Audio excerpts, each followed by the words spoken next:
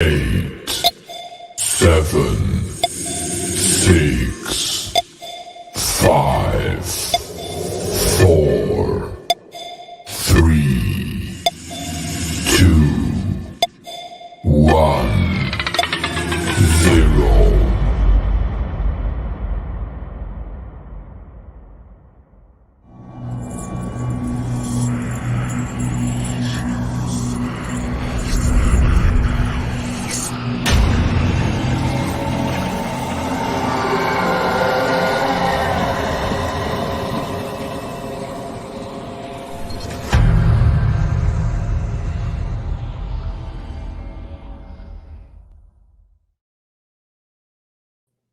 Good evening and welcome. You're tuned into the best in paranormal talk radio. This is Darkness Radio presents Elements of the Paranormal. We've got an interesting talk and a live roundtable discussion that will be taking place tonight. We'll be taking your questions, so if you'd like to include questions, I'll do my best to pepper them in throughout tonight's conversation. I wanted to make a couple of quick mentions. First thing, we've been doing the show for a long time. I want to apologize up front for some of the scattered things that are popping up on our social media feeds, but we are doing something that we don't usually do. We're sharing a GoFundMe page. Longtime friend of our show, Brett Butler, the medium, psychic, comedian, actress, has fallen on some rough times because of health issues during the COVID crisis, not being able to work during the COVID crisis, and some health issues all the way around. So right now, we're doing our best to try to help raise some money for her to keep her a roof over her head, her medical, everything up to date, and be able to help her. So what we're doing is a GoFundMe page that is live and will continue to be live till we can reach that goal. If you are so inclined to help and you have it in your heart, $1, $5, $1 million, whatever you've got, you can email me, dave@darknessradio.com, and I will send you the link for the GoFundMe, or you can go check out my Facebook page. And there you'll be able to scroll down. You'll see the information and be able to be a part of this and help out. I'm sorry. I'm trying to message people offline here because I don't know if you guys can hear it, but I suddenly have a demonic loud creature in my house mewing from another room that apparently wants somebody's attention. And it very well could be Cheech the Wonder Cat. And at some point during tonight's conversation, if he continues to walk around, you may hear him say, "Mom," looking for my wife. You may hear him saying, "Hello, hello," because that's what he does when he's looking for somebody to show him attention. And so if you start hearing these creepy, weird voices, that's just my weird cat. So I'm just forewarning you on that. I want to also mention, I've been advertising. Bill Bean is a part of the show tonight. He is not. Reverend Bill Bean had to drop out. He is a demonologist, exorcist. He helps a lot of families. He had to redivert. He was on his way home, was going to be a part of the show. He is going out to help a family in desperate need right now. So Reverend Bill Bean will not be here this evening, but we have a great guest filling in for Reverend Bean, and we'll be talking about an interesting aspect of the supernatural. Because he's not there, as I had promised, and because we're not doing a Holzer's Ghosts, as I had promised, because things got away from me. It's been a hectic couple of weeks here, and I wasn't able to contact all the guests I wanted for the Holzer's Ghost episode. I feel bad, so what I want to do is reward you all by showing you my junk. Let me go down here and get it. Again, just to remind you, you can get my junk by ordering it. I've got the Other Side book, which is a guide to ghost hunting and the paranormal. You've got the Holzer Files autograph card. I'll sign it, make it out to you, your friends, your neighbors, your countrymen, whatever you're looking for. And also the Darkness Radio car decal. Now we've got these kits for right now going for $20 plus $5 shipping and handling. That's right. You get the autograph book, you get the decal, you get the autograph Holzer Files card, all for $20. So it's a great value for you. If you're interested, email me, dave@darknessradio.com, and just say, "I want Dave's junk." And I will make sure that my wife invoices you and gets that taken care of. Let's get into tonight's program. Elements of the Paranormal is our topic. And this evening, we're going to be discussing all different facets of the supernatural. First up on tonight's roster, good friend of the show, our Monster Watch analyst and specialist from the Pennsylvania Bigfoot Society, Mr. Eric Altman. Good to have you back with us, Eric. Yes. Yeah. Hi, Dave. How are you? Good. Now that all of our mics are unmuted and we're ready to go and online, I'm good. Glad to have you back with us. I know we've had some strange sightings over the last week or so here. So we're going to talk about a couple of those weird stories.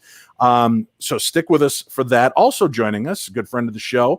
She was with us not too long ago on Darkness Radio. She's back tonight to be a part of the roundtable. We've been trying to find a date and time to get her in. She was able to help today. Halo readings. We've got the one, the only Denise Marie. Hello.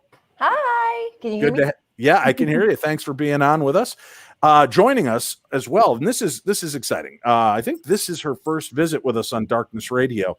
Michelle worked behind the scenes diligently on Midnight in the Desert when I was a part of that program, and helped in booking guests and being a part of the show. And sometimes she'd come on the show to weigh in and help us out. She is still helping out on Darkness Radio from time to time with digging up a few of the guests that you get to hear on our program. But tonight, I wanted her for her speciality. She is a teacher. She is an investigator in her own right, and she is involved in something I'm fascinated by and plan on learning much more about. And I know I've been saying that for years, but I'm finally at the point I want to get this done. Michelle Freed is here to talk to us about remote viewing and how we can utilize that in the aspects of paranormal and understanding the paranormal as well. Michelle, welcome to the show. Thanks for having me. Look, it's nice. For those of you watching the video, we were getting all crunched up there. Now it's starting to spread out. Now you can see it's not just Psychic Medium D, it's Denise Marie. You can see the whole name on there. Joining us as well, a longtime friend of Darkness Radio. He's been on the show quite a few times, along with his sister. They have come to us to discuss their abilities in helping rid people and homes of malevolent energy and ghosts and things that don't belong, that may be draining you, wearing you out, taking you down.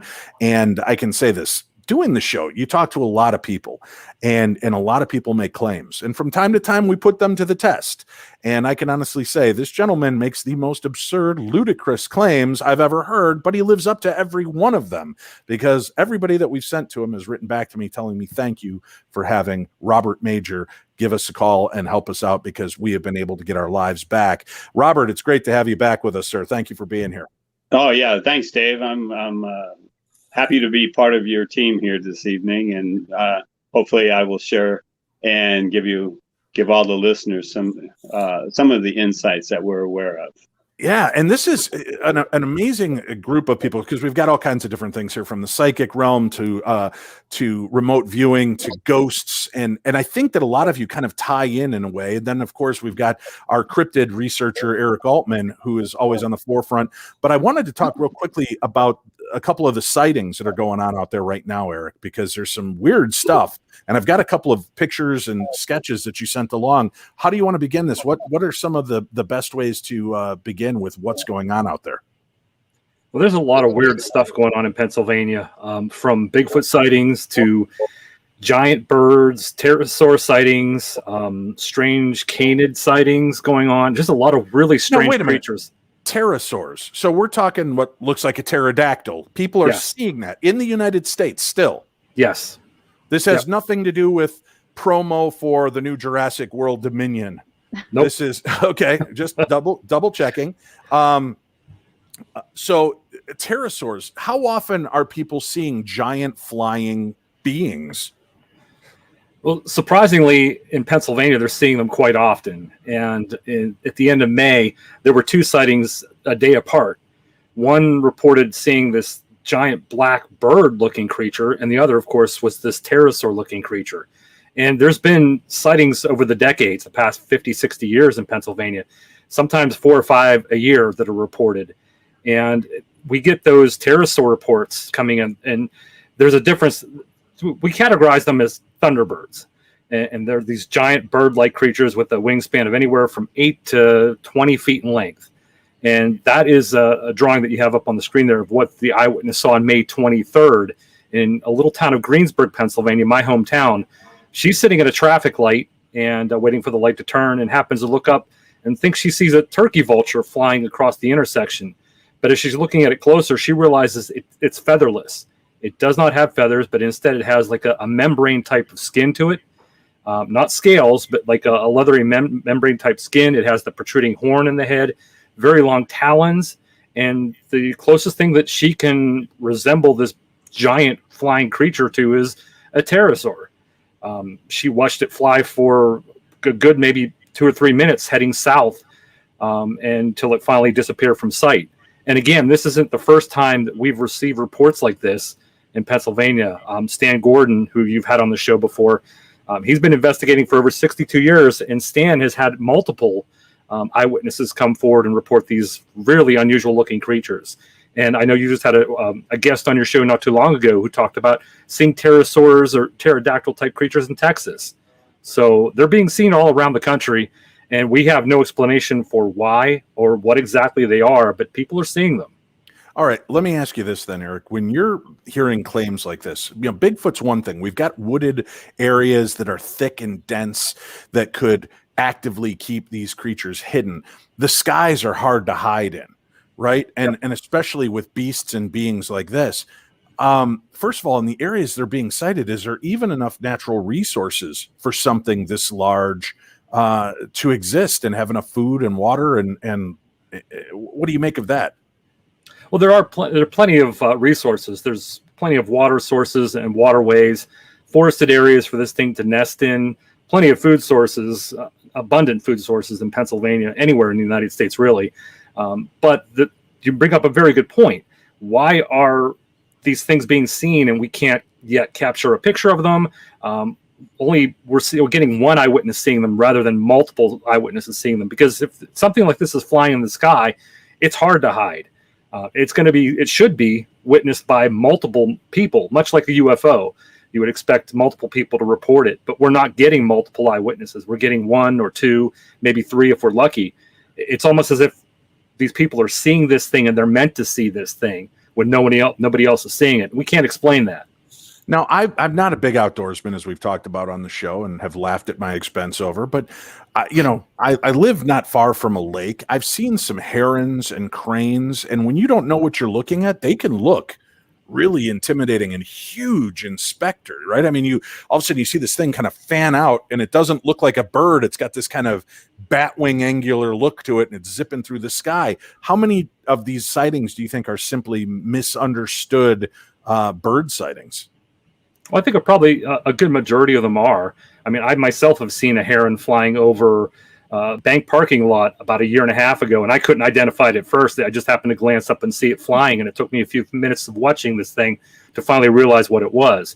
I had sightings about a month and a half ago of very large turkey vultures that were feeding on roadkill, and my truck came around the corner and saw these very, very large birds on the roadway, and it took me a few minutes to wow, what was that? And then I realized they were turkey vultures. So people may be misidentifying these animals, but in this particular case where the drawing you showed, she gave a very detailed description of what she saw.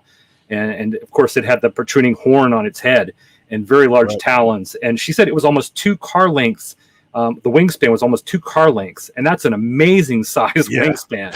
It's much bigger than any common bird that we're familiar with, a heron or turkey vulture, or anything like that. So is this image then, is this something she hand drew and sent to you?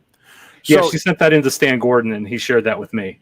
Denise, can I ask you, being a psychic medium, having the ability to kind of tap into things, when you see something like this, a projection of what a person saw, can you pick up from that any kind of energy of, is this somebody who's mistaking? Is this something they truly believe they saw? Is this an attention grabber? Does any of that information even come to you in looking at this, or is this something you'd have to actually hold that paper that they drew on? No, I'm looking at it right now. What I'm picking up is, I don't know, something about her handwriting. She actually believes that this is what she saw. I do believe that she believes this. Yes.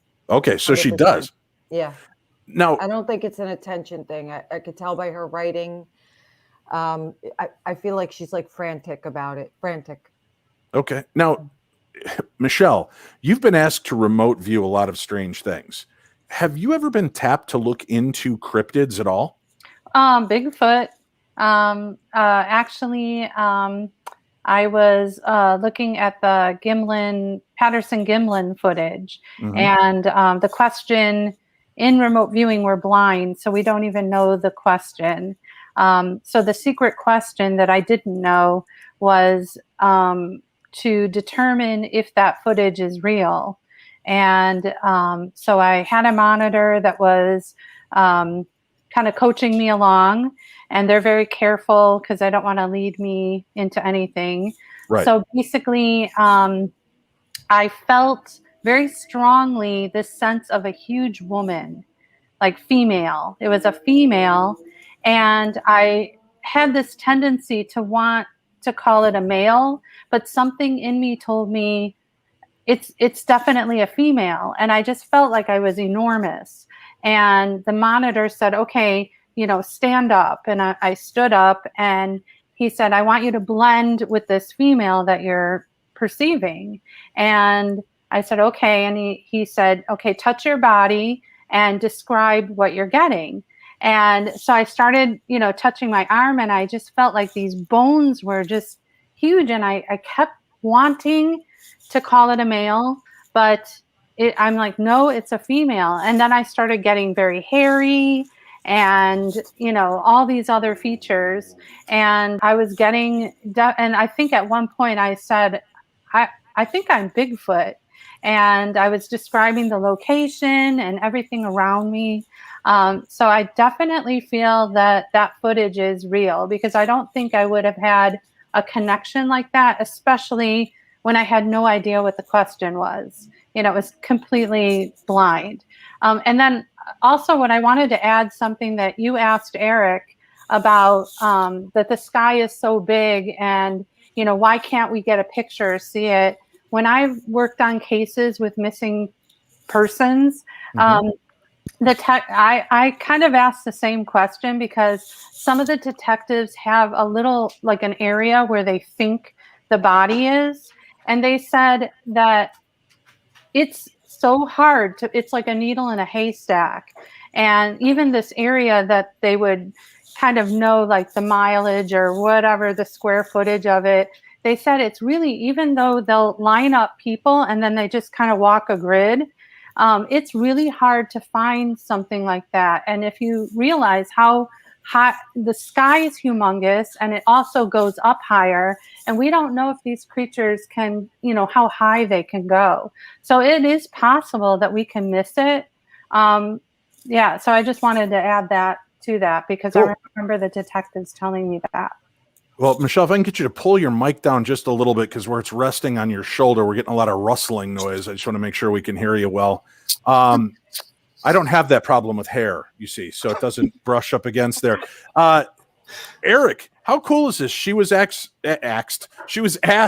to actually remote view the Patterson Gimlin film. She's picking up something that it has this muscular, masculine sense, but is female.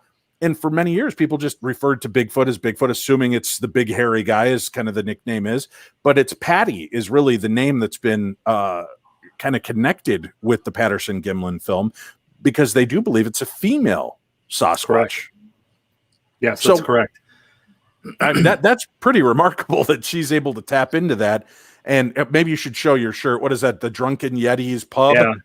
Does this look familiar to you at all, Yeti's Michelle? Pub, yeah. Is that how you felt connected? Like a drunken Yeti? Yeah, exactly. It's uncanny.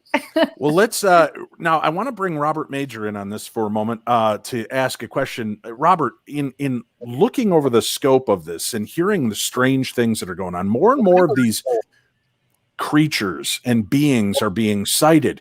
Do you believe that this is natural phenomena, or do you believe that these creatures are coming from somewhere else? Well, in my world, I deal with the invisible. So it's I have no familiarity with the with what everyone here is really speaking about. But I do have the ability to communicate in the spirit realm, and I could ask what they know, and then I could bring the information forward like that. So do you do that? Then it seems like you're mediumistic in that sense, that you can kind of telegraph to the spirit world to get responses back. Right. Any questions that we have, they assist us. My sister is she's able to move out of body and they come in body. So we've had multiple personalities come in, and depending on what their expertise is from the other side, that's basically how we get most of our information and how we're able to assist people. All right. And I think you're going to see, Robert, that I know, I mean, with the cryptids may not be in your realm as much, But I think that what you do, what Michelle and Denise do, I think there is a very interesting tie, especially with how you connect with the other side and with these beings that are around us. Eric, let's touch base real quickly on you had another sighting, and I think we popped it up there for a moment. Let me it was this one. What exactly are we looking at here? Okay, so that happened the day before the Pterosaur sighting, and this was passed on to Stan Gordon, who in turn passed it on to me. And again, this happened in Greensburg, Pennsylvania, the same town as the sighting the day prior, or I should say after.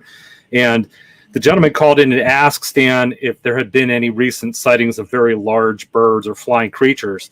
And the reason being is he was walking his dog and he had something fly over him that cast a very, very large shadow. And when he happened to look up, he saw this enormous sized bird.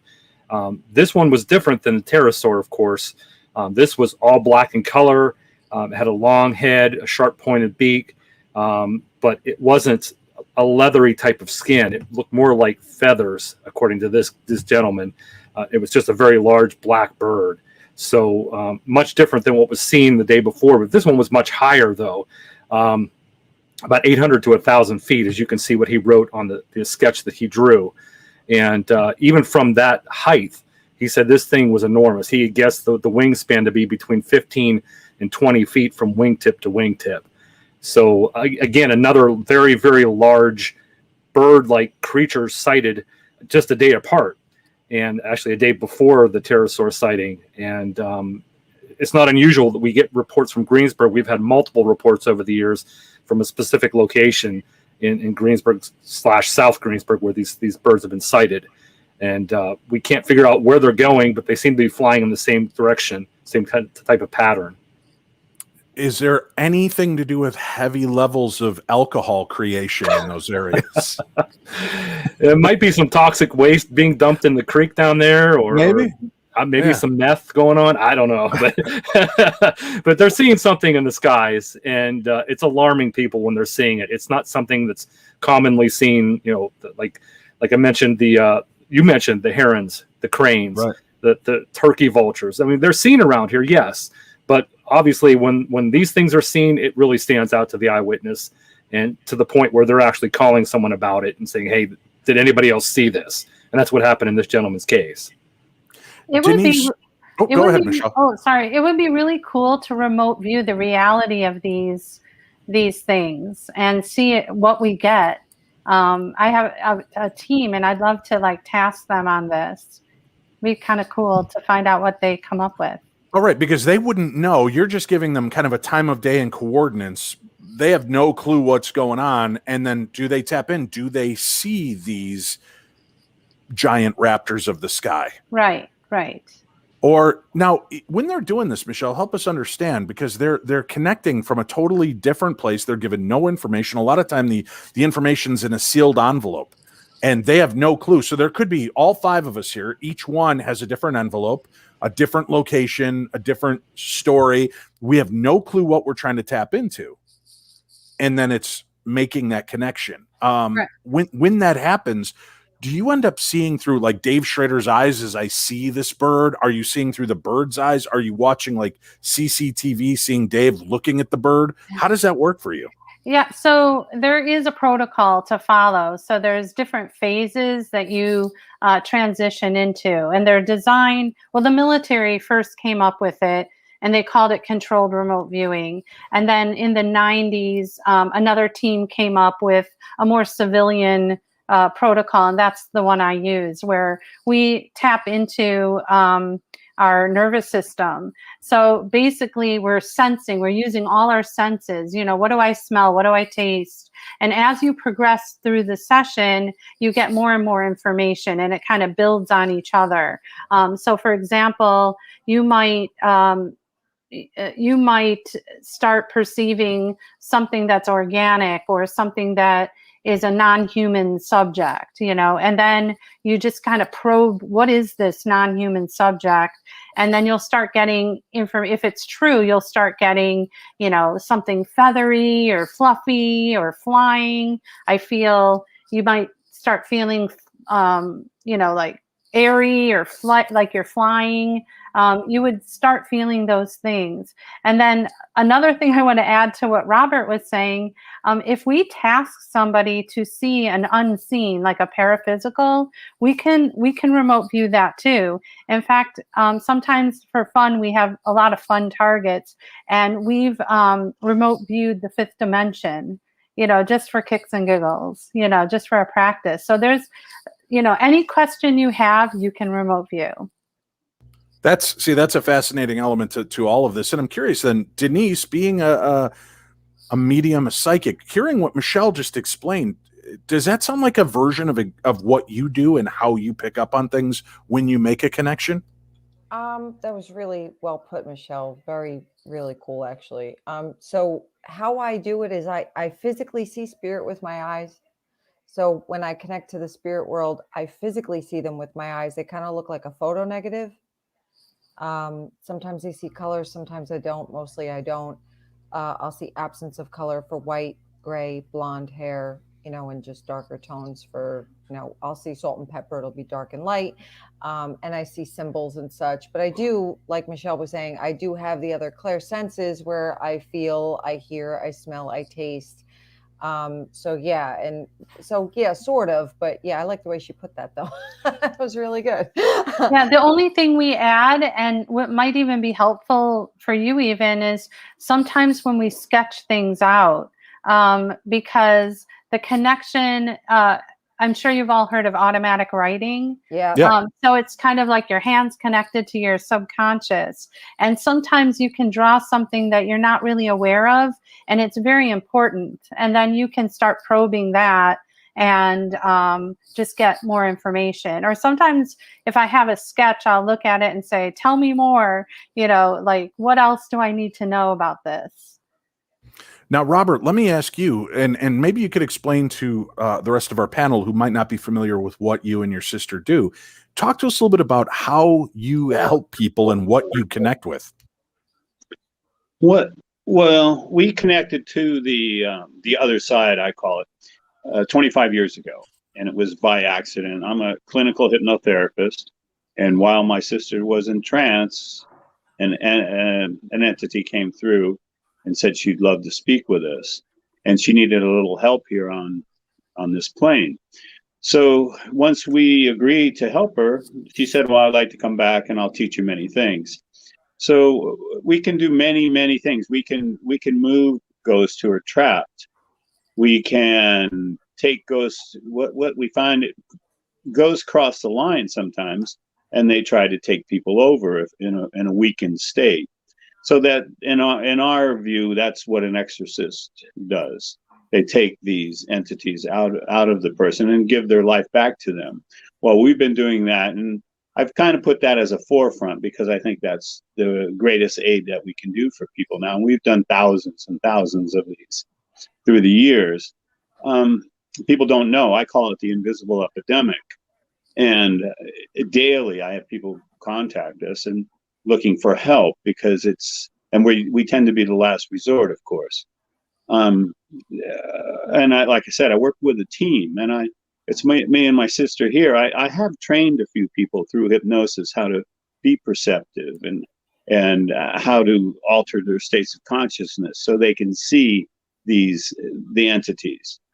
But right now we just work together, and I have a team on the other side, say 7 people or those who used to live on Earth, help us out in all kinds of ways. I have a veterinarian over there that helps us with any kind of animal problems.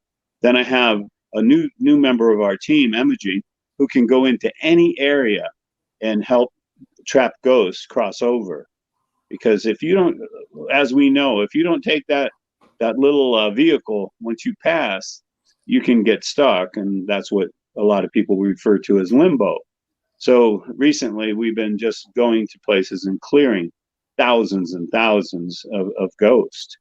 Let me ask you, for the skeptics that are listening to this right now. Yes. When you say you're a hypnotherapist and you're helping people to build these abilities through hypnosis. How do we know? I mean, the mind is a very powerful imaginative tool.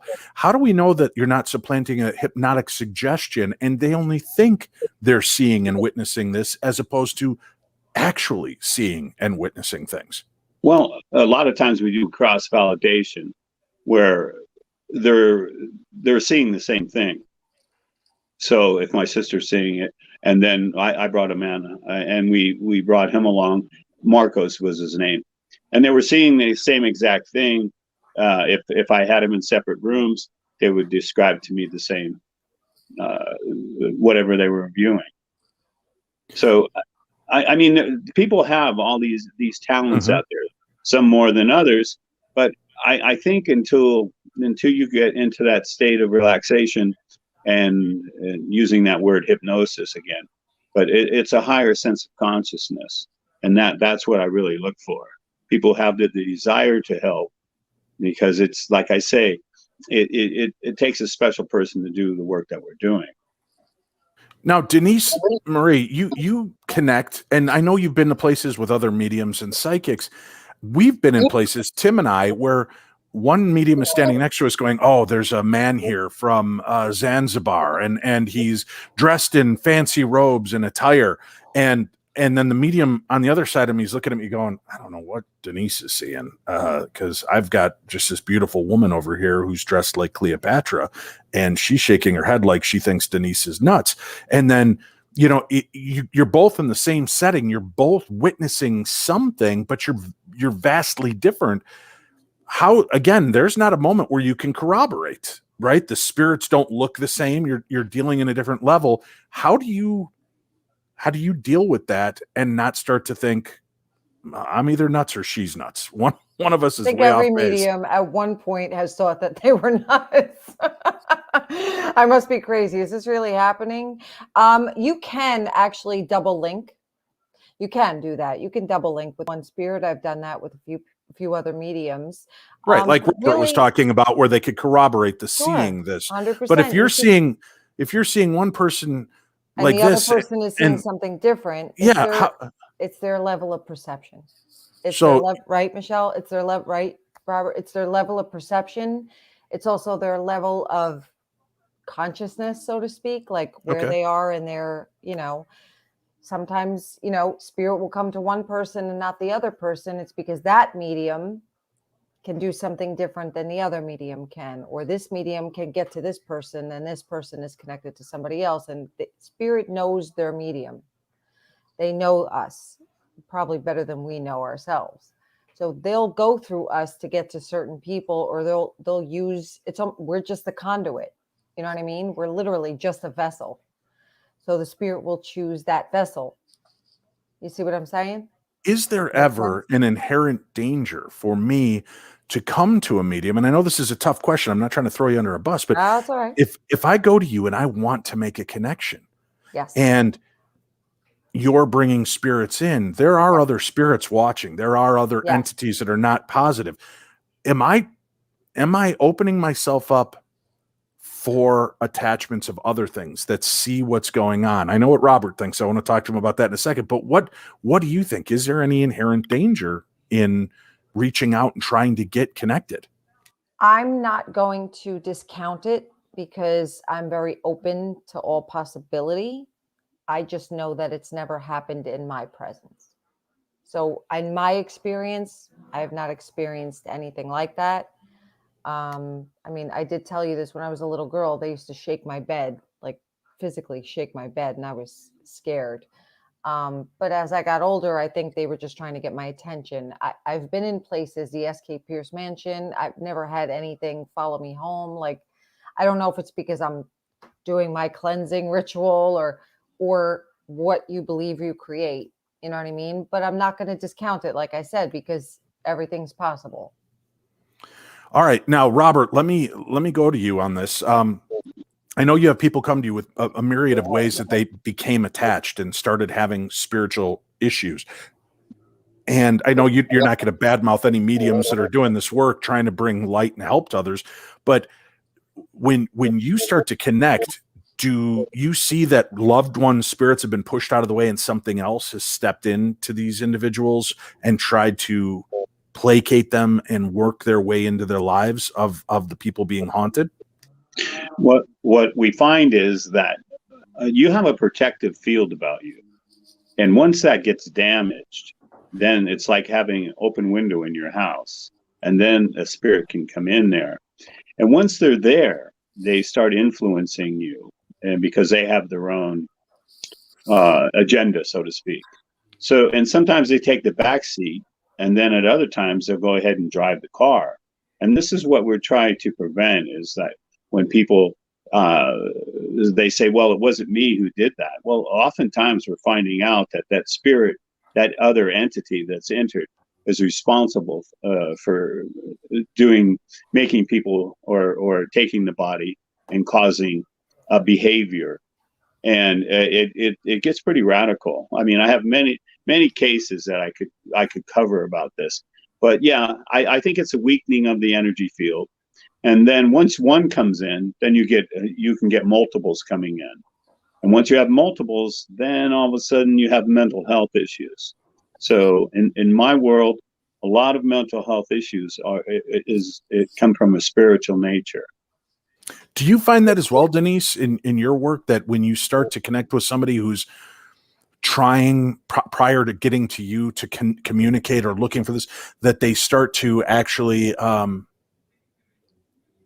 they've become such a magnet to spirits that these spirits are overriding the personality of the person seeking help?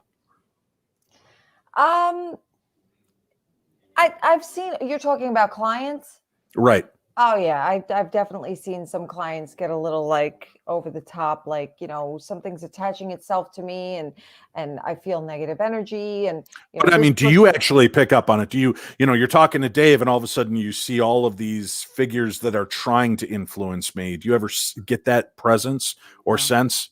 Is that because you shield yourself? Like Robert was talking, we all have that protective shield. Are you shielding yourself from them so they don't come to you? I think so. I must be doing something right. I mean, knock on wood. Robert, you better not jinx me. I'm coming to get you, buddy. No, I kind to add to that, I kind of feel that it's about intention. And you know, I sense from Denise, like you have just this kind of intention that, you know, I'm trying to think of an example, like when you see something, this is a dumb example, but for example, I have a friend and she came up to me and she asked me something about carpool, and I was with my mom and we were having lunch. She came up to the table and she said, oh, so are you doing carpool? And I said, yeah. And she went, interesting. And for me, because I know you can relate, right? So for me, when interesting, right? And so for me, I'm thinking, oh, what's up her, butt? And but my mom, who was sitting there, she didn't hear the same thing because she didn't have like those feelers out for. I was in a space of being paranoid or whatever. Right. So if you're looking for, I feel like if you're looking for negative, then they're going to come. That's the problem with social media and texting, right? If I'm in a shit mood and I'm like, Michelle, if you can't be on tonight, that's fine. Whatever. What do you mean, whatever? No, I meant, okay, whatever. Right. Yeah. Everybody puts into it and reads a certain level of that, experience and what they bring. I got to ask though, Michelle, being a remote viewer, did you try to remote view up her ass to see if it was a pole up there? Yeah, I wasn't gonna do it. All right, we have a question. Josh says, Dave, how does one who wants to try and experience a medium and who is a skeptic know which medium and place to go with so many for-profit phonies out there? Thanks. Well, first of all, Josh, let me answer so that it doesn't feel like anybody here is having to defend themselves. Everybody should be for profit. I'm personally bothered by people that think all mediums should just give away their work. You're buying their time. They're taking time away from family, from friends, from a day job. And some of these clients are very needy and will 8-10 times a month they're needing something. And a lot of the good mediums I know actually turn them away. They're like, no, we'll talk again in 5 months. And they don't just milk that cow dry. So I think, to say, well, it's a God-given gift. So is Michael Jordan's ability to shoot hoops. So is Cher's ability to sing. That doesn't mean they shouldn't get paid because they have a gift that they've honed and have crafted. It means that their time is just as equally important as everybody else's. So I think that you should always take that into mind. But the best thing is referrals and references. We've had Denise on the show. And have had great responses from her. Mark Anthony, of course, Michael and Marty Perry, the Paranormals, Chip Coffey, Chris Fleming. So we've had some. Listening to our show, you can kind of get a vibe when you've heard some of the older shows. We had a gentleman named Joe Who, which was another interesting type of medium and psychic. He was a voice evidential, so he had to hear your voice and then he could pick up on it. He didn't work like most mediums and psychics. Unfortunately, we just lost Joe a month ago. He passed away from cancer. But listening to some of these people, watching and reading what people have to say about them, like I said at the beginning, and I didn't mean it, as a diss against Robert Major, but when he first reached out to me, I remember telling Tim, this guy's a wackadoo, but let's talk to him, because sometimes the wackadoos are a lot of fun. And listening to the stories, you get enraptured. You're like, what? What? No, really? And then listeners start writing in and they're like, I need to talk to Robert. And Tim and I had that debate. We're like, oh God, do we send them? What if this guy and his sister are completely batshit crazy? And we send them to him. And he's like, I'm going to need you to strip naked in front of the camera, Denise, so I can look over and make sure that there's no demons attached to your areolas. Right. And then I'm like, oh dude, this is so dangerous a place to be in. And Tim's like, well, just send a couple and let's see. And then all of a sudden, a couple of these people came back to us and they're like, I got to tell you, Dave, I was not sure how I felt about this. I talked to Robert and his sister. They helped me. I've gone out there. I've met with them, or they've come out and met with me. And I've never felt better. Something has been lifted from my family. My health is better. My mental anguish is better, everything. And we started hearing that time after time after time. And once in a while, you're going to listen, we all know, because of the internet, people love to bitch, and the bitchers love to talk the loudest. And I don't hear any bitching, and there's no complaints about a lot of the people that we've had on our show. So those are the people that I look into. So I would say, Josh, your best bet is thorough. Like, you're going to go out and buy a new car. You want to read about which cars are available, what the safety features are, how they work, and then make the best decision that suits for you. Plus, go with your internal feelings and gut. If you talk to somebody or you see them and you get this bad vibe, don't talk to them. Find somebody else, because a lot of it, I truly believe, has to do with the intent, which I think is important for each one of us, right? As Bigfoot and cryptid investigators, the intent of putting out this desire and want is what helps some people get that attraction. The intent to want to connect with my mother who passed away, Denise can help, because that intent creates this bridge. For Michelle, the intent to seek what is unseen in this envelope becomes something. For Robert, going out and helping, these people are looking, the intent is to rid themselves of these things. His intent is to help. So once the intent is set in yourself, that's, I think, the best way. But you can certainly check out haloreadings.com for Denise Marie, talk with her and get a reading. That's the best way to go in. But I've got to tell you, for you and everybody, I'm a skeptic too. I don't believe everybody that comes across my desk and tells me that they have these abilities, but you have to be open-hearted. Being a skeptic and being guarded is okay. But if you go in and you shield yourself, it's like I always say, if I go to a location and somebody's always complaining to me, I never have any paranormal activity happen, and they've got a bottle of holy water in their pocket and a pocket version of the Bible in their back pocket, and they've got crucifixes and stars of David and Elvis tattoos that say, Jesus is my man. They're trying to protect themselves. If I'm a ghost, am I going to go to the guy who looks like he's terrified to communicate with me, or am I going to go to Dave Schrader, who's there and wants to communicate and is putting forth that intention? So sometimes you have to lower the resistance and let the magic happen. And that's what happened for me in a lot of the instances of dealing with psychic mediums. But Denise Marie, let's give a bit of advice from your perspective. Now that I've taken some of the burden of proof off your shoulder, what is the best way for somebody to get that feeling and find a medium that they can trust? Thank you, Dave. And very well said, actually. Thank you. Josh, honestly, listen, any good medium is not going to ask you questions. You should never have to feed a medium.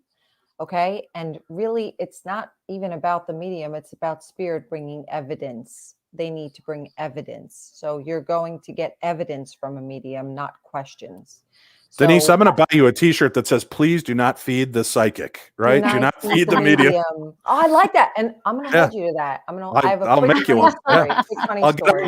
I'll get out my riveter and start, creating a shirt for you. Yeah. My boyfriend booked a reading with me. This is how I met him. I normally don't date clients, but he's really hot. I said, screw it. And he's wonderful. Already you've just kind of ruined your credibility. He's hot. No, listen, he's hot. Gorgeous. Yeah, I see a beautiful medium in your future, and you should really connect. I see me giving you my phone number. No. He actually booked a reading with me under the name John Wick because he was a skeptic. He didn't want me to look him up. Sure. He showed up at my house. I brought through his wife that passed, and she showed me things, and we ended up being friends, and the rest is history. But the point is that he knew better. You know what I mean? He knew better. Don't give her my real name. A real medium doesn't need your name. I could care less about your name. I look on the thing. I see the first name. I forget it as soon as I look because I'm 49. I can't remember squat. So, but a true medium doesn't need any information from you. So, Josh, that's how you know. You know what, Denise Marie, I'm going to challenge on one thing on this. And Robert, you might get a kick out of this as well. When I first had Chip Coffey on our radio show. I love him. Love him. Chip was, I have him on and he goes against everything you just said. And he's like, okay, Eric Altman, who do you want to communicate with? Well, who's there to meet with me? Listen, we've got 5 minutes to do this reading, Eric. You just tell me what her name is or his name, and I will connect. I'm not going to sit here and play telephone all day long for you. Wow. And you do his accent really good. But what was great is this guy's on our show, and he goes, I want to talk to my girlfriend, Michelle. And he goes, okay. She's here. She says, you need to get over it. You have to stop sitting in the car listening to that song over and over and over. She said, oh my God, get back to living. And this guy goes dead silent. Now, here's what Chip didn't know is I lined up all these calls because I didn't want his friends calling in and getting fake readings. I wanted it to be my people. So I'm listening, and all of a sudden this guy goes, oh, wow. I do. I sit in the car and I listen to the song that we used to listen to all the time. So here's a medium who flies in the face of it. He's like, I ain't got time all day, Dave Schrader, to dick around. Just tell me who you want to communicate with. And it's funny because that's a unique, interesting perspective of it. So even what might be a rule for some is not for others. But again, he doesn't want you to go, yes, I want to communicate with Michelle, my girlfriend who died from choking on Hubba Bubba bubblegum in 1985 while listening to Wham, because then you've given him too much, right? He wants to say, I'm picking up on choking and I hear Wham. Does that mean somebody hitting him in the back, or are they wake me up before you go, right? And he's looking for that evidential aspect of it. So sometimes there is a groove just to get into, and then the medium takes off from there. So, but be wary not to vomit too much information, which I've already done. Let's take a quick break. We'll come back. We've got more to discuss with our guests. We've got another creature sighting, and I want all of you to weigh in on this freaky looking thing. We'll do that when we return. Eric Altman, psychic medium Denise Marie, Michelle Freed, Robert Major. We'll all be back right here on the best in paranormal podcasting. This is Darkness Radio.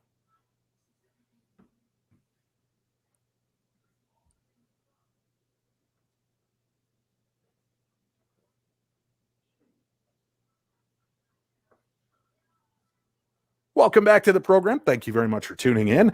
This is Darkness Radio, special edition. Tonight, we're talking about different phenomena in the supernatural, kind of its ties to one another. And as we talk to a cryptid researcher, we talk to a gentleman who helps rid people and homes of ghosts. We talk to a medium who helps connect people to the other side, and Michelle Freed, who is a remote viewer and helps to look into different aspects of the world's mysteries in a blind capacity. This is a fascinating kind of topic to talk about. We have questions coming in. We want to get to those questions. as we move along. And Susan has one to kick off this second segment. Susan Woodcarver says, can we discuss guardians? And why don't we do around the horn real quickly? We'll start with you, Robert. What do you think guardians? Guardians as guardian angels. Yeah, guardians, guardian angels, spirit guides, whatever you want to describe the name to. Yeah, we're aware that everybody has a spirit guide, and we tend to introduce those people to them, and we say, if you need help, go ahead, and this is their name, and before you retire in the evening or just when you're waking up is the best time to communicate.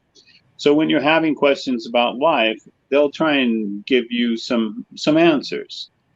This is a regular thing that we do because everyone should know that you're not alone on this quest, so to speak.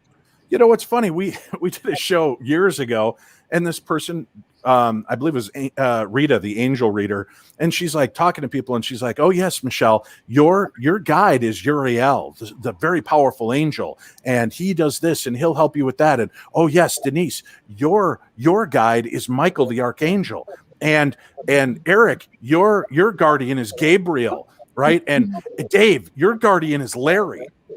And I get Larry. They've got all these angels, and I get Larry, and Larry's like got a pocket protector and his tape on his glasses, and I'm not going to take advice from Larry, the guardian angel, but she's like, they do different roles. So I'm just automatically picking up on like Clarence from It's a Wonderful Life, this kind of bumbling, goofy looking, oh, Michael, help me. Right. That's the guardian angel I'm going to get. But when you're working with people, Denise, to connect, do you get connected to their guardians as well? Can you tell who's with them as an angel as opposed to a family member just with them? Honestly, if I do see, because I physically see spirit, but if I were to see an angel, they kind of come in like a little blue, like little sparkle. And then when I look head on, I can't see them. I can only see them in my peripheral. But honestly, I don't do that because there's no evidence. I could say whatever I wanted. And that to me is just bullshit. Well, Michelle, what about it is? It's not bullshit. Right. If you really can, that's great. Right. But for me, I just would rather bring in evidence. You guys heard it. Denise Marie thinks angels are bullshit. So no. I don't know. You blew it. Michelle, when you're doing remote viewing, do you ever encounter spiritual energy? Do you ever, like, if they're telling you, you don't know it, but your actual target is this guy, Dave Schrader, and you start honing in and don't know, do you suddenly see Larry, the guardian angel, standing behind me eating like a payday bar and drinking tab? I mean, do you see that, or do you just pick up on the person themselves? Only if the tasking was to remote view Dave's guardian angel, or it has to be that specific for you. Right. Okay. So if anybody wants to know, I would be able to describe them, sketch it. I would ask a question like, what's important for Dave to know? Is there a message? I would be able to get all that stuff. Again, I would be blind. So I would just go through my session and do that. And so whatever the question is, I can answer it. Robert, how do we call forward our guardians? And should we bother them? I always feel like, like watching, I think mediums get abused sometimes because they're like, every week they're like, Denise, I just need to know, where did I leave my keys? Denise, am I going to meet the man of my dreams? Denise, is Bigfoot real? And it's the same person 100 times. Never stops. Right. Robert, do we bother our guardians by calling on them and asking for their help? Not at all. It's their job. It's their job to look over you. Larry's sitting there reading The Other Side by Dave Schrader, and he's like, this jackass again. But that's their gig. You can't wear out your guardian angel? No, you can't wear them out. And oftentimes we find out that they had, in previous lives, that they had relationships with that individual. So there are sometimes connections. And a lot of times a spirit guide has similar interest in their lives, maybe about what you're doing. So the tie-in is pretty extraordinary. Janice says, I was told my spirit guide was my godmother who died right after I was born.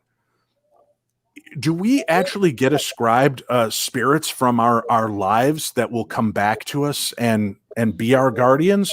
Or is it guardian in a different way, as opposed to Uriel and Azrael and Michael and Larry? I mean, is this kind of ghost of your godmother? Is this more of a protector, more of a guide, as opposed to a spirit guide and a protective guardian?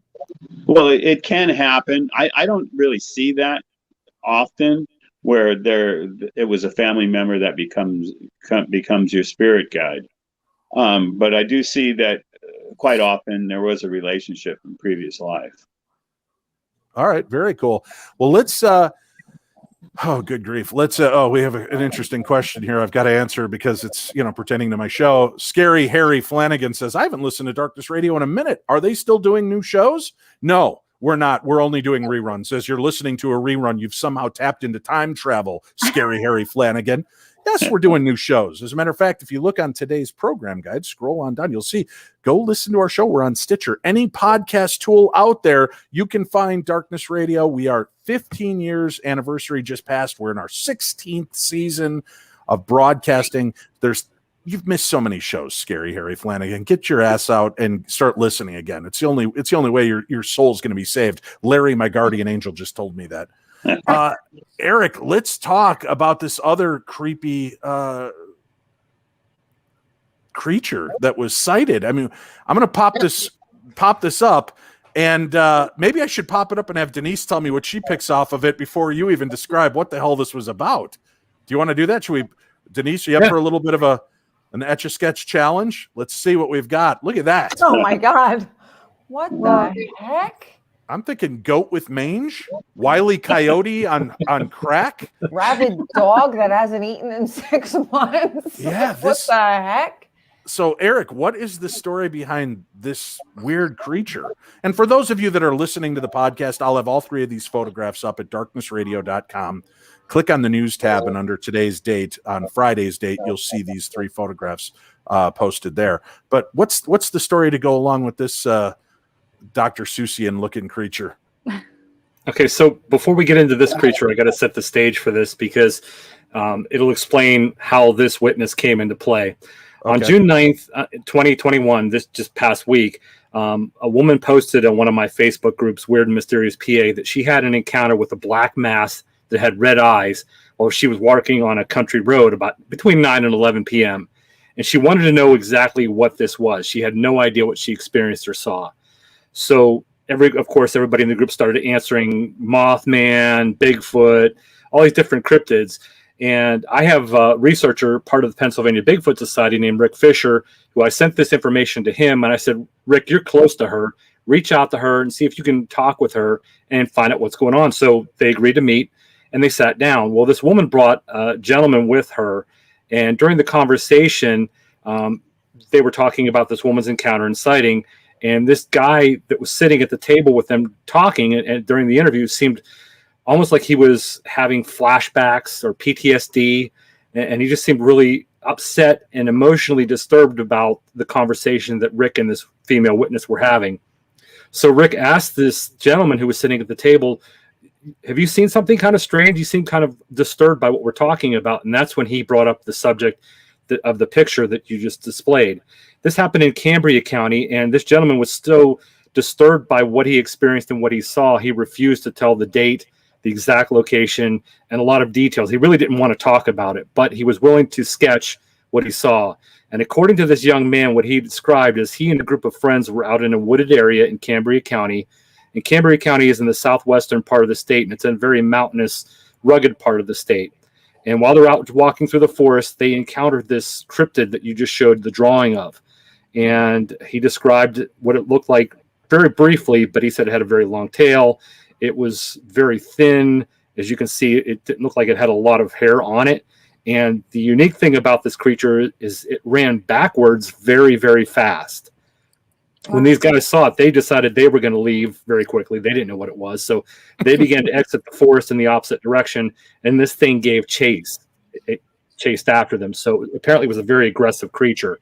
But unfortunately, due to his emotional state and the fear that this creature installed upon his experience, he didn't want to discuss it any further. So at this point, we don't know exactly what this thing is that he saw, when he saw it, or the exact location of where he saw it at.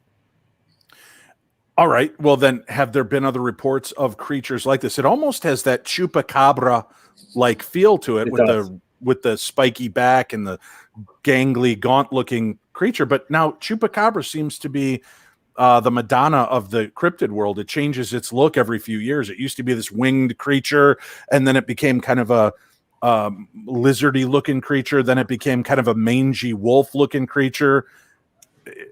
What do you think this beast might be if we're looking at that image? What does it bring to mind for you? It looks like some kind of canine, whether it's a coyote with mange or just a domesticated dog, a sickly looking dog. That's what the impression is I got of it. But it looks like a very, very sickly looking canid. I honestly don't know what it is. I've never seen anything like that in the forest. And it could be something that's a hybrid, something that's diseased. It's hard to say really what it is. Could be Larry. Could be Larry the Guardian Angel's pet. It could be. If any of you watching live have seen this before, it also looks like the Grinch or something. I mean, it's a very weird looking creature. But if you've seen anything like it, and you're listening to the podcast version, email me, tell me your story. If any of you watching live have seen anything like this, I'd love to hear, a little bit about that encounter as well. Is that kind of a new looking cryptid creature for you, Eric? It is. I've never seen anything like that. And the unique description this gentleman gave, that it ran backwards very fast. That's the first time in 25 years that I've been doing this that I've heard of a cryptid being able to run backwards at a very high rate of speed.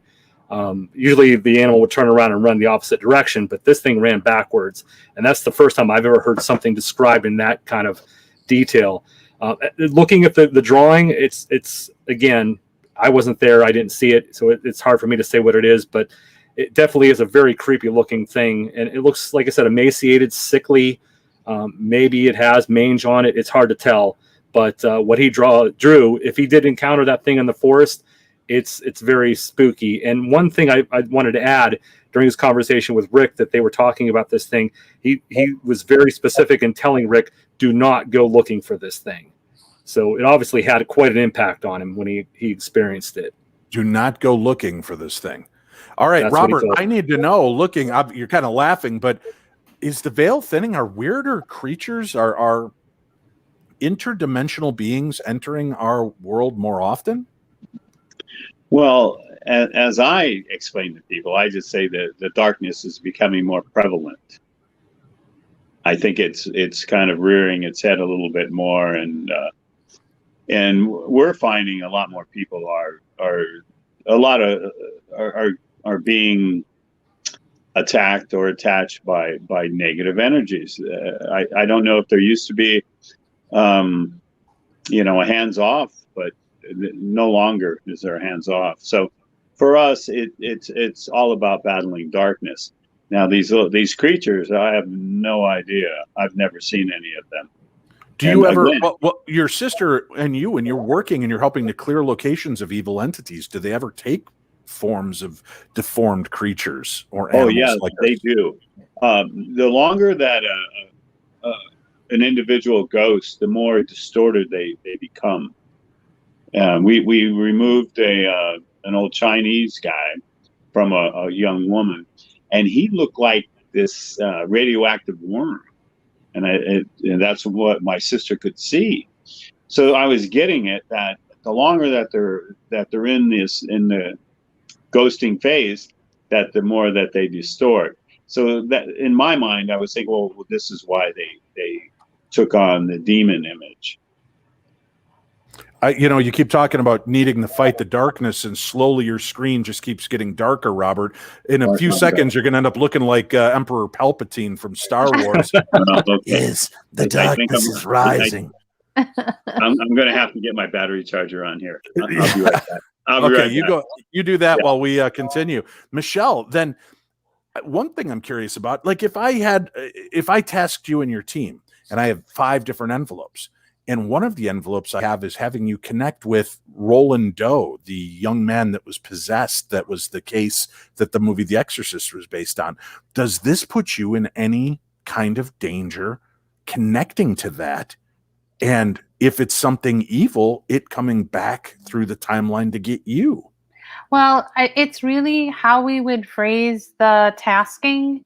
So we would be very careful about how we would ask the question. You know, we would. I'm trying to think how we would phrase it. Right, because some of us would just think, I just want to know if this really was a case of possession, and not realize that there might be inherent dangers. By asking those questions and putting that in there, and you start connecting, you're in essence becoming kind of one with the person or the area. Has the person you've ever connected with, have they ever noticed that you're there, psychically or mentally, whatever it is? Yeah, so there is something called remote influencing, and a lot of people talk about that too. There are several people who, when they had a target that they were remote viewing, if there are alien bases on the moon, or if they're remote viewing anything with the government. Like a lot of people want to know, are they still doing something with remote viewing in the government now? They always get blocked. They feel something that is like really hard and they can't get through. And so that's never happened to me, but I did have one experience where we did not, you know how you say the envelopes and everything? We didn't even pick the target until after we did the session. It was an experiment to see what we could do. So that we literally had a random number and we just did a session, and we had no idea which of those envelopes until the end, because when you're remote viewing, there's no space and time. So we're just kind of going into the future of the tasking that we're going to be given. And so in this particular case, I'm doing my thing, I'm on my paper, and that little voice inside your head that kind of talks to you, that whisper, I noticed slowly that voice wasn't mine anymore. And it was like a baritone, a very deep voice. And I felt like it was taking over my session. So what I usually do, I know. So what I do is I hit break. I write that on my paper and I pull out of session, and I'm like, what the heck just happened? So I called my friend, because we were working, there were 3 of us working on this It's project. all okay, Michelle. There's nothing to be afraid of, baby. I know, It's like you're channeling Barry White. I love that. Yeah, right. I said, what the heck's going on? I know I didn't feel fear. I was more shocked that, like, what is going on? Because most of our targets are benevolent. We don't go into malevolent. Anyway, so we're like, okay, so we met up and we had a little Zoom meeting and we picked the target, and the target was to visit with an alien. It was some alien that and get some information from the alien. And I'm like, wow, that's just crazy. So we decided, let's tomorrow continue this session and find out what the alien, if this is true or whatever, what it wants to say to us. So we're all like, okay. So I go to sleep, and and it's really strange because I'm sleeping and I'm feeling like I'm falling backwards in darkness. And it was just really scary. And when I woke up, I felt like I had been drugged, and this, all the heat in my body just poured out of me immediately. And I'm like, this has never happened to me before. So I call the 2 other people. Wait, Michelle, do you think that you were dealing with an abduction? I know so I called this other guy, And he's like, yeah, I had something similar happen to me. And then we called the other lady, and she said, she goes, well, I was smoking weed last night, so I was out like the light, so you can't count on me. I'm like, okay.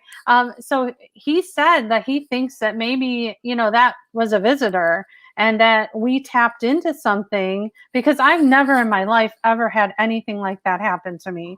And here I'm just going my way, doing my session like I always do, and boom, this crazy thing happened. So then I did the session, and it was like I was channeling. I was just kind of writing this kind of download that was coming.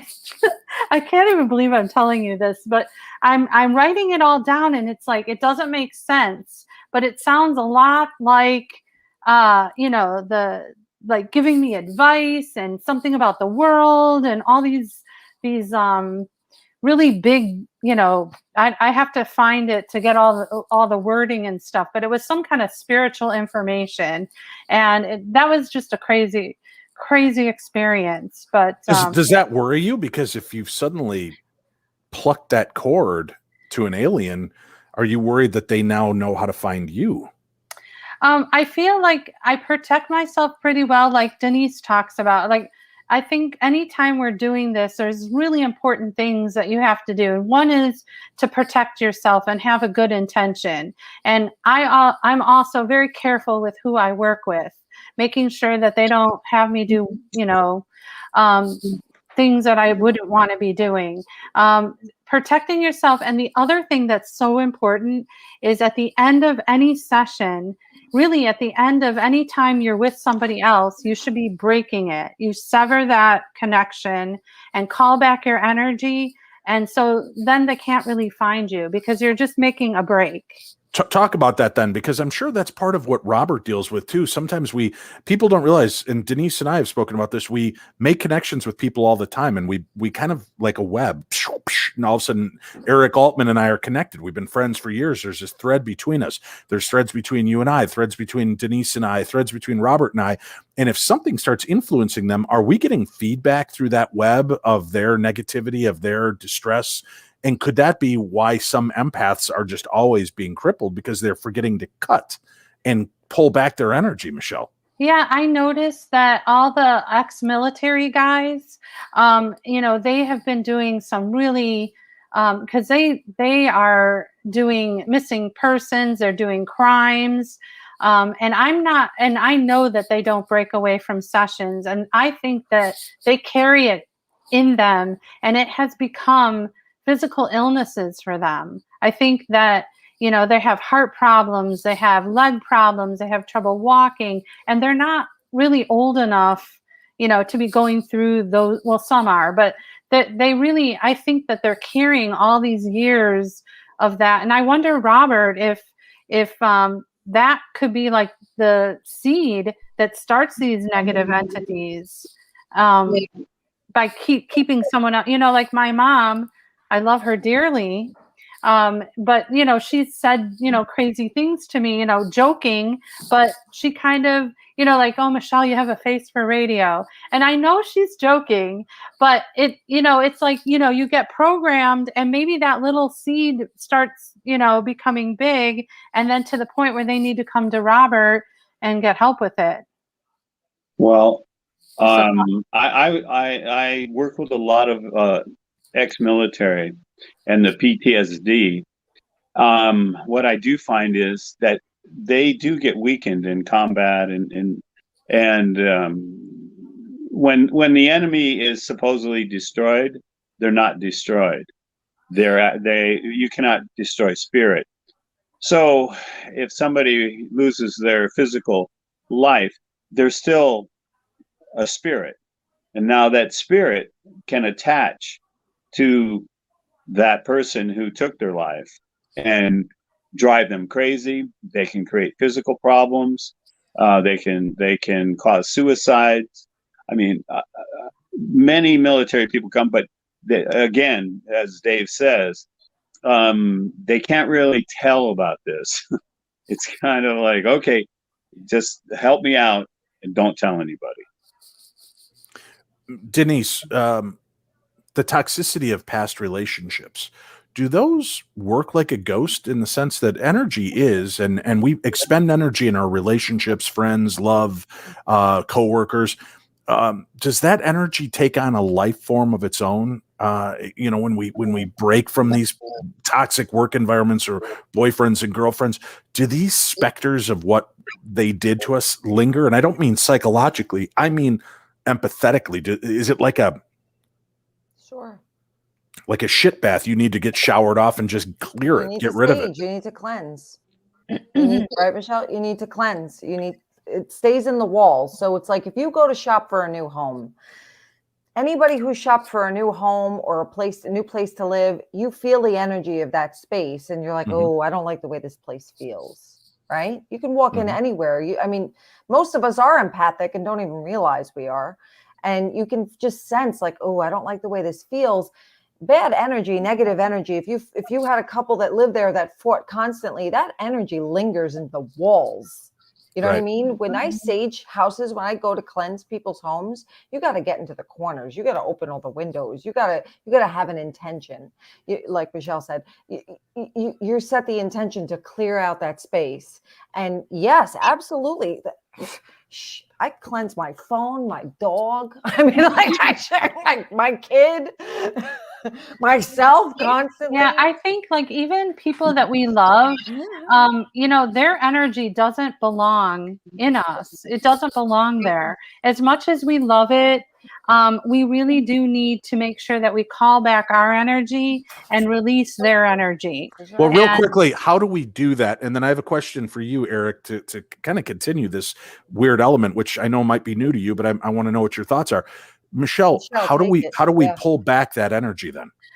Well, really just going into kind of a cool down or a trance where you imagine, your energy coming through your chakra system or through your body and just kind of clearing it out. Just the movement. Like sometimes I imagine a color. Usually the color and the energy helps. And you imagine it coming through your grounding cord and then just slowly kind of moving up your body and just clearing everything out and then kind of sealing the deal with, the source and the gold energy coming. And it's really intention. It's just the intention of anything that is in my body that doesn't belong here, you must leave. And then I call back my own energy. Well, Eric, let me ask you, in working, I know there's protocol, there's a questionnaire, there's things that you go through. Do you ever ask about the psychic or empathetic ability of the eyewitness? Because I'm curious if there's a correlation between somebody that might be dealing with PTSD that might see flying creatures as opposed to somebody who might be empathetic and they see Bigfoot, and somebody that's more nature grounded and they see sea creatures. Is there ever any kind of element to your investigations where you dig into the psychology of who the witness is, and have you seen some kind of correlations? We do touch on a little bit of the psychology when we investigate and we look into their background. We don't want to dig too deeply because sometimes that can be offensive to the person. If you ask them, "Are you crazy?" they're gonna get offended by that. So you have to be very careful as to how much you look into and what you look into. But we've come across cases where, yes, there have been people that have shown an empathetic side or a sensitive side to the spirit world, or able to pick up on things that necessarily I'm not, or you're not, let's say. So we have had cases where we've seen that happen. But as far as our digging and what we look into, if they bring it up, then we'll embrace it and we'll try to follow up on further. But usually we don't dive that deep into a person's background or their psyche. Maybe you should communicate with other cryptid investigators and put together a sideline questionnaire and just ask. These are what we need to know. These are some sideline questions that just are going to help us look deeper into this phenomena of, do you have a history of epilepsy or seizures? Do you have a history of depression or anxiety? Do you have a history of this? They can elect to answer or not, but maybe starting to look at who is seeing what. I'm not putting them down in any way, but like Denise said, she's seeing something because she's tuned in a different way. You're seeing something because you're tuned in a different way. It doesn't mean you're broken. It doesn't mean they're hallucinating. But can we start to find a thread throughout these spectrums of eyewitness accounts that go deeper than just, yeah, I was out walking in the woods and I done seen a Bigfoot, right? I mean, is there something more to it? And I don't mean to be rude. I know most Bigfoot people are not hillbillies drinking moonshine. You got a pretty mouth, boy. Just half of them.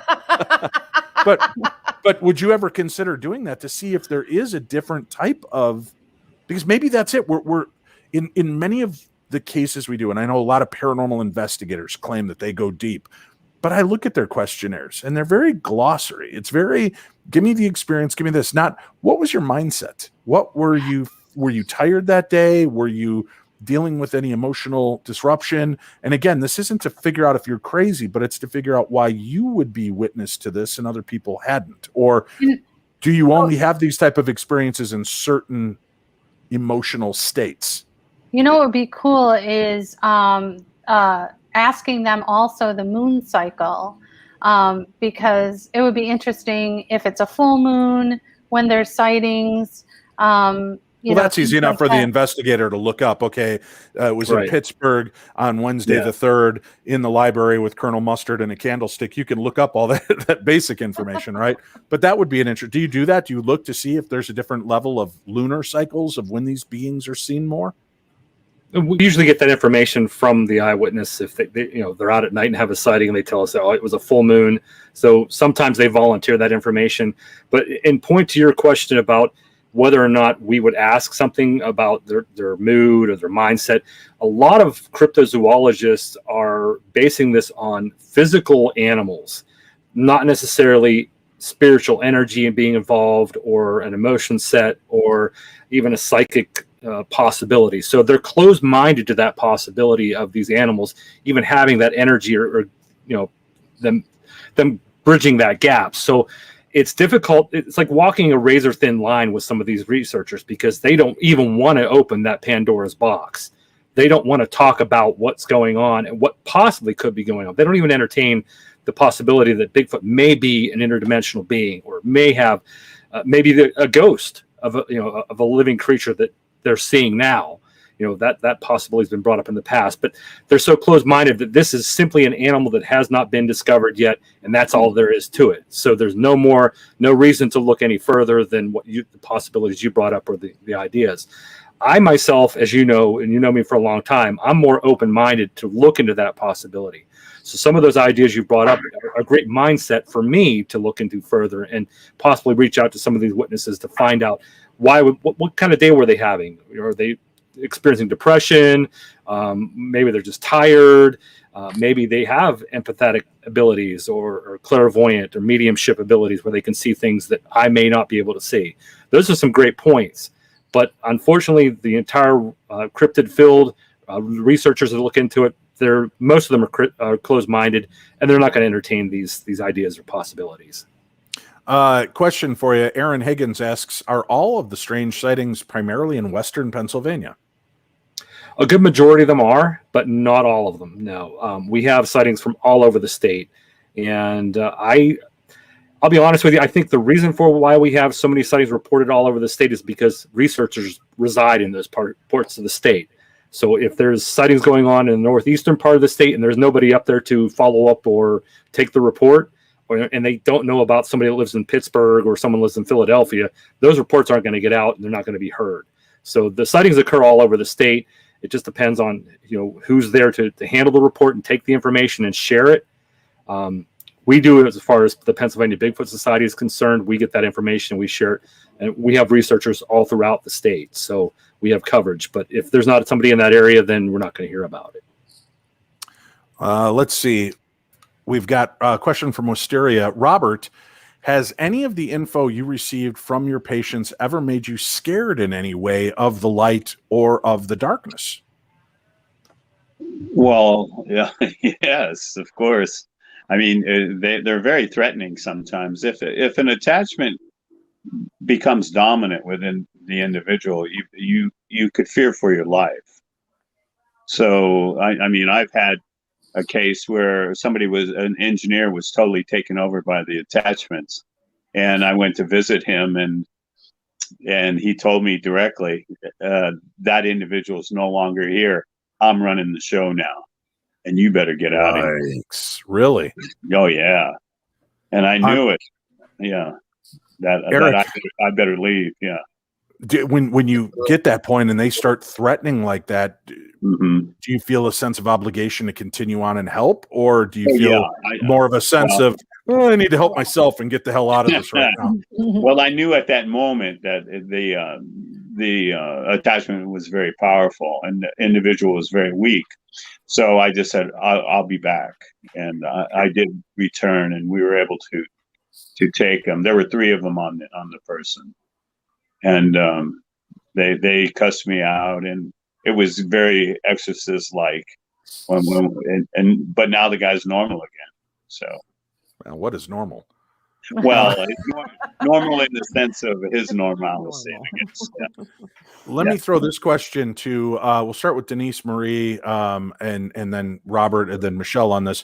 Linda writes into me, and she says, "Dave, my name is Linda. Lately, my husband and I have had a lot of bad luck. We're not looking for handouts, but if there's anyone we can talk to that might be able to tell us why and what we can do." What do you do when people run into this? They believe they have cursed lives or bad luck. Robert, is there something to it besides just bad timing for people?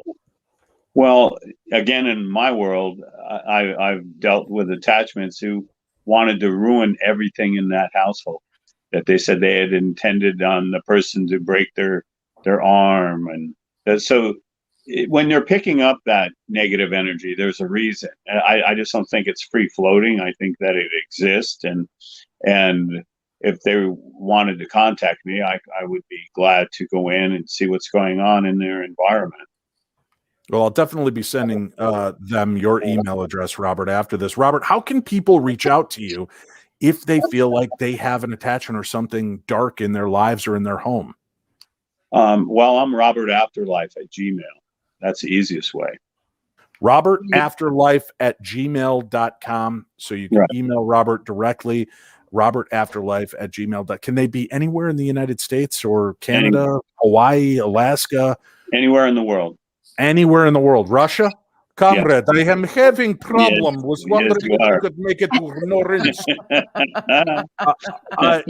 Denise, what do you make of that? Bad luck, curses. Is there something to that? If people believe their lifeline is cursed, is Robert's that not true? wrong. Robert's not wrong, and I would never discount your work. I think it's Robert, wonderful. we just recorded that. We've got a woman telling you you're not wrong. That doesn't happen. That's the first. Listen, for $250 an hour, I'll pose as a therapist and tell your spouse they're wrong about everything. Not really, though. But no, I'm not going to discount what Robert said because it's brilliant what he said, and I respect his work. For me, what you believe, you create. You believe it, you're feeding it. You're feeding it, you're feeding it, you're feeding it, and sage the shit out of everything and do it often. And stop believing that people can have this power over you. Now, if it's a spirit or an entity, then oh shit, you got to call Robert. But if it's right, Michelle. But if it's just I'm having bad luck and everything's going wrong, then sage and just stop feeding that. Stop speaking about it. Stop thinking about it. Just focus on something else, and just. So, like a bad child, you just ignore the bad child that's harassing you. Give that child a freaking time out. That's harassing you and trying to bother you in the midst of war. How pretty! Oh my God, you just she's so pretty.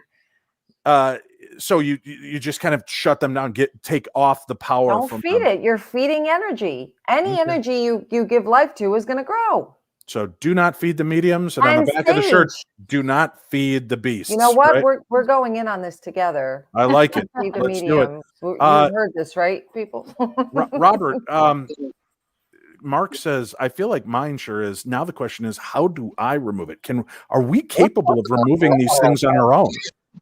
I haven't had. I've never seen that ability with people, because once they're in, they try to entrench themselves.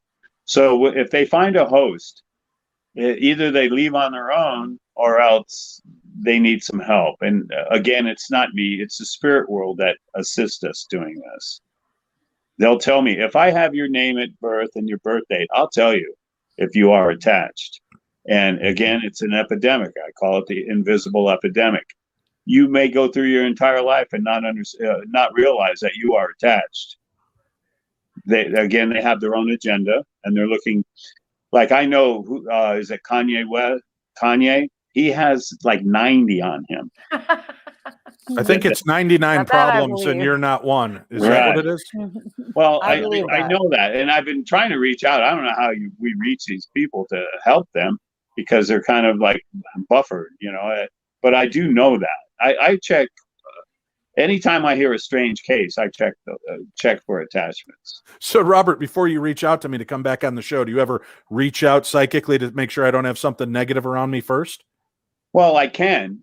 Again, I need your full name at birth and birth date, and the spirit world will let me know if you do have them. My name was Rodney Toppin Twiddlebottom at birth. And but again, they're not all malevolent. Right. They're just looking to extend their life in a way. So I always tell people, but they don't have any right to be there. So it's kind of my thing is to go ahead and make sure everyone can be clear. Cosmic Divine says, I've worked around psych wards with 5150 being admitted, and knowing crazy versus attachment, I can definitely tell the difference just in their eyes. Do you think that there are a lot of people, Robert, that are hospitalized for mental conditions when really all it is something spiritual? Oh, yeah. I just had a case like this about 4 months ago. The poor girl's been in an institution for 8 years. And the evening that we did the removal, the next day, the doctor called the mom and says, your daughter is very responsive now. And it just blew the mom away. The mom, I believe she heard us on your telecast, on your podcast. And it gave her all new hope again. Her daughter now can at least be treated. You can have mental issues, and you can also be attached. But it's going to be very difficult for you to heal with the attachments present. All right. I actually talked to the doctor, and you, oh boy, that was quite a conversation. Yeah. What was the doctor open to it, or did the doctor think maybe you were the next patient he needed to put in? Yeah. I told him, I says, hey, I appreciate you're a doctor of the mind and you're a doctor of the body. I said, but we're doctors of the soul, and a lot of times these people have spiritual problems, and you're not going to really be able to address that. Fair enough. We'll do kind of a round horn here as we're heading out for the end of the show here. Eric Altman, is there an uptick in creature sightings, or are we just at a place where people are just more open to talk about it because the culture allows it? I think it's a little of both. Myself, other researchers in our state are getting more and more of these strange creature sightings. It's not just Bigfoot they're seeing, as you heard tonight. They're seeing winged entities. They're seeing strange dog-like canid creatures, things that have never been seen before, and we really don't know why. But people are coming forward with these really odd cryptid sightings, and they may or may not be from this earth. They may be more spiritual related. It seems like that we're heading in that direction. Things are kind of opening up, and I think people are more comfortable this day and age with coming forward and sharing their experiences. Are there any creatures you do not want to investigate? I mean, Bigfoot obviously fascinates us, Loch Ness Monster. But if I'm telling you that in the woods there's some creepy Dr. Seussy looking black creature that runs backwards with glowing red eyes, are you like, I'm on it? Or are you like, hey, let me call Lauren Coleman and see if he'll go investigate this?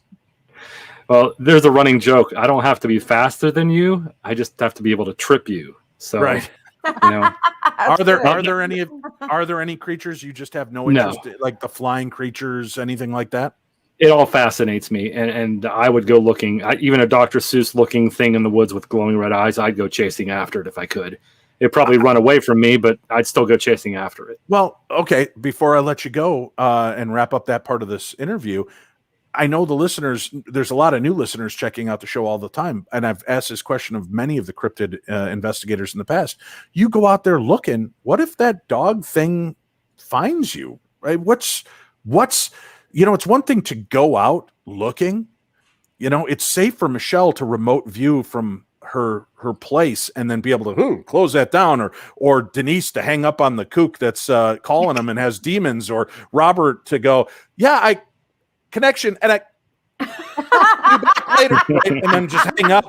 But you're in it, man. You're in the woods, and you've gone after this gangly looking beast with red eyes that runs fast backwards, and now it's coming at you. What's the plan? I haven't got to that point yet.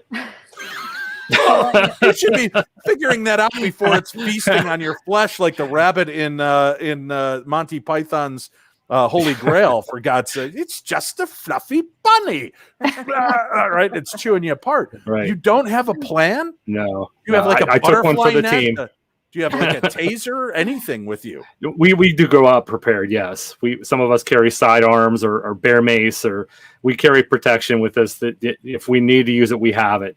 I've never had to use anything in 25 years I've been out in the forest looking, but there's always, exactly, knock on wood, there's always that first time, and you always have to prepare yourself and be prepared for the unexpected. Hopefully I won't ever have to use a sidearm or a shotgun or a rifle, but yes, we do carry things as a necessity. And it's not so much the animals we're worried about as more the people that you might run into. I think that's more the imminent danger that's out there. So we do, all joking aside, we do take precautions. Obviously you're with the Pennsylvania Bigfoot Society, Pennsylvania Bigfoot Society, pabigfoot.com. You can visit Eric. If I'm in Minnesota and I have a sighting, can I report to you as well? Certainly. Do you take reportings from around the United States? Yeah, we take reportings from wherever anybody is. And we've received reports from all over the country. I'm a member of the Bigfoot Field Researchers Organization as well, the BFRO. And I've got a lot of contacts that if I'm not able to personally look into that investigation or that case, then I have contacts that I can forward off to reliable, trusting individuals that I know that will look at that case and give it an objective look. Isn't it time to take off the Bigfoot name and just call it Cryptid Field Research Operators? Because I would guess at this point you're willing to look into all these things. Do you ever afraid that you might be missing out on some cool stories because you've pigeonholed yourself as a Bigfoot guy? Well, that's the main group that we have. The pabigfoot.com is our website, the Pennsylvania Bigfoot Society. But I also run an organization called the Pennsylvania Cryptozoology Society, and we look into all cryptids.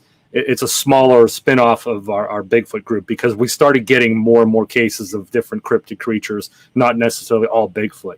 But Bigfoot's my forte. As you know me for a long time, that's been my main focus. But we started getting more and more cases of different creatures being seen. So we kind of had to create a side group to look into some of these other cases. Well, maybe you can connect with Michelle offline and task her team into trying to find some of these recent cases so that maybe you can narrow down the search scope. Are you open to doing that, remote viewing? Oh, absolutely. Yeah. As I mentioned, I'm open-minded, so I'd love to get together with her and yeah. All right. Very cool. Well, let's, again, check out pabigfoot.com for more information on Eric. Denise Marie, very talented, medium, psychic, sensitive. What's going on in your world and how can people find you? Do you do readings everywhere? Do you do them by phone, by video, smoke signal? What's the best way? All of the above. I do in-person readings. I do phone readings all over the world. And I do a lot of Zoom groups since COVID happened and it just kind of took off. So, yeah. If I thought I'm dealing with a demon, would you want me to call you, or is that best suited for somebody else? Call me. Don't call you. Call one of the experts. That's not my forte. Well, I know, but a lot of people, they want to go to mediums and psychics to get an understanding. If I'm like, is this just a pissed off ghost or a demon? Are you like, hey, I don't want to talk about this, and do you move on? Or I feel like because of my I don't know how to say this. Like, I want to stay in the light. I just prefer that. You know what I mean? Like, and you know, even when I'm bringing spirit through, and say if they passed away in a gory fashion, I just tell them, you know what, listen, I don't want, and I don't even like, people are like, can you see when I'm going to die? And I'm like, listen, I'm not the Grim Reaper lady. You know what I mean? Like, I would just rather keep it light. And it's not that I'm not discounting that stuff, because it's real. It's just that for me, I would just prefer to be a little lighter. So you only want pretty ghosts. You're kind of an elitist psychic snob. I got it. Well, if I die impaled with a I mean, listen, lawnmower blade, you're like, Dave, don't come and see me. I've had spirit come through where I'm like, oh my God. Like, I'm like, he keeps showing me the brain and making my head hurt back here. And it turns out the guy was shot in the back of the head. And I've felt and seen some.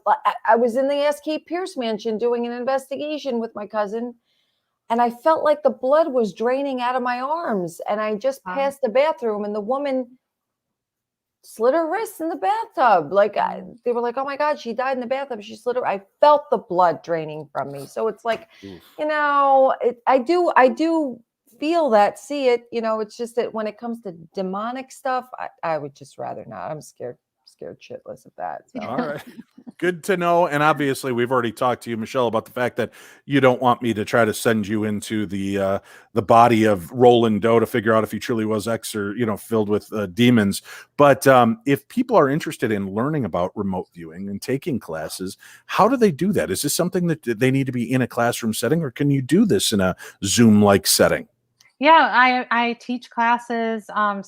There's six sessions, actually starting on the 26th, which is a week from this Saturday. They can go to my website, butterflyeffectscenter.com, and under remote viewing, and it'll tell you what you'll learn and all that stuff. I'm working on putting a team together because I get calls all the time to hire us to work on different kinds of projects.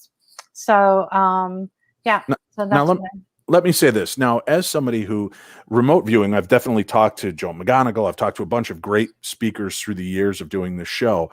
And it's always been a skeptical deal. Michelle, when I was on Midnight in the Desert, had a couple of teachers come on and actually do some live experiments with me that blew me away. And that's why I really do want to. I've been saying this for years, Michelle, so I got to get off my dumb ass here and actually get involved. I think people should try this because it was stupefying, the things that I was able to connect with while doing a live radio show with trillions of listeners, I'm sure, around the world, or tens of listeners. Either way, there was listeners focused on this, but that was really incredible. And I think it's worth, even if you're a skeptic, open yourself up to these paradigms, open yourself up to the possibilities, and you might be really excited about reawakening parts of you that have gone to sleep, that childlike experience of discovering something new and being able to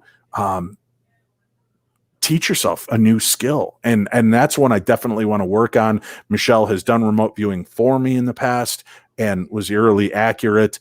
And I tasked her with trying to give me some information on a friend that had vanished. And sadly, she picked up on the sad ending of my friend, who we only found out days later passed. So she was very accurate in these moments. So again, I know it's hard to fathom, and there's quite a few skeptics out there in the world dealing with remote viewing, but give it a try. Take a class, try it, put yourself into these positions, because skeptics are just believers who have yet to have their own experience, right? That's the popular saying. So give it a try. Check out Michelle, butterflyeffectcenter.com. Go sign up for those classes right now. Use Darkness Radio Dave as your coupon code. And that's right. You can sign up one person for the cost of 3. I mean, it's not a good deal, but it's a deal. So nobody's ever made money working with me on this deal. Thank you, Michelle. It was great working with you on this again. Thanks for coming on. Now, Robert, we've got a lot of people that are listening again around the world that have got problems. They're dealing with negative energy. They're dealing with spirits, maybe even demonic realm. The best way to reach you is robertafterlife@gmail.com, correct? Right. And I also have a website. It's called ghostremover.com. Ghostremover.com. That's right. the way to check it out. Robert, for listeners right now that feel like they're in over their head, are there any quick tactics, something they can do to start to relieve the fear if they can't get to you in time, something that they can do to start protecting themselves? For me, it's hard for me to tell them that they have that ability, because once they're in, and like I said, a lot of them aren't dangerous, but when they do have a dangerous one, they should get a hold of me right away. And believe me, I'm quick to respond. Yeah. You've always been helpful to everybody. So I want to thank you again for coming on the show last minute, filling in for Reverend Bill Bean. Bill apologizes. He will be back with us in the future. Keep a good prayer and thought in your hearts, folks, for Reverend Bean, because he goes out to help deal with people that are dealing with demonic infestation, oppression, and possession. And it takes its toll on the warriors that are doing this work as well. So pray for each one of these members on our panel and Reverend Bill Bean to continue to give them strength, surround them in white light, and protect them going forward. I want to thank all of our listeners and active participants that have been asking questions and being a part of tonight's show. Thank you. Thank you to Tim back home for producing this. Remember, if you're interested, you can get a hold of Dave's junk. You can get my autograph book, The Other Side, A Guide to Ghost Hunting and the Paranormal. You can also get the autographed Holzer Files card and the very coveted Darkness Radio decal. So if you're interested in getting a hold of that, make sure that you reach out to us at dave@darknessradio.com. You can email me there, say that you want to get your hands on my package, and I'll forward it to my wife. She will then send you the invoice. You guys can get that. I know last week I mentioned the rosaries. I had such an overwhelming response. I had rosaries I take to every episode of the Holzer Files. And I think I've got 3 left. So many people emailed me on it wanting to purchase them. I never even ended up putting them up on Facebook to auction them off. If you are interested, you can email me. I'll let you know about them and see if you're interested. But I think I only have 3 left of those rosaries. You'll get a letter, a photograph of the rosary with the episode that I used it on. I'll sign it for you as well. So if you are interested, email me, dave@darknessradio.com, and I'll follow up with you on that information. Stay safe. Be kind to one another. We'll be back again with you next week with more of the best in paranormal talk radio. You've been listening to Darkness Radio.